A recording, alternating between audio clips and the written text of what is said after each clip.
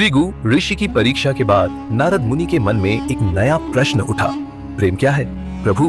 वे विष्णु लोक पहुंचे जहां भगवान विष्णु शेषनाग पर विश्राम कर रहे थे और लक्ष्मी माँ उनके चरण दबा रही थीं। नारद बोले, प्रभु मुझे बताइए सच्चे प्रेम का अर्थ क्या है?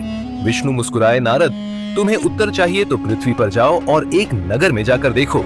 नारद पृथ्वी पर पहुंचे जहां एक नगर में एक युवती अपने बीमार पिता की सेवा कर रही थी। नारद ने सोचा, कितना त्याग है इस कन्या में, यही प्रेम है।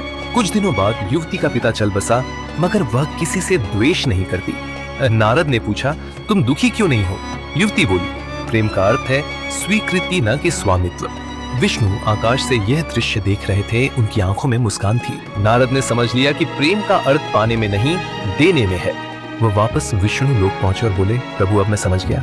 विष्णु बोले, नारद सच्चा प्रेम न कभी अपेक्षा रखता है न अधिकार, वह केवल बहता है जैसे गंगा। लक्ष्मी माँ ने कहा, जो प्रेम देता है वही ईश्वर के सबसे निकट है।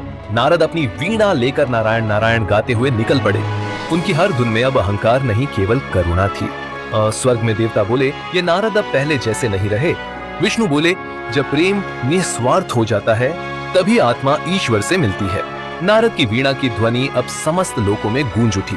प्रेम ही परमार्थ है। विष्णु मुस्कुराए, भृगु ने मुझे नम्रता सिखाई थी और नारद ने प्रेम।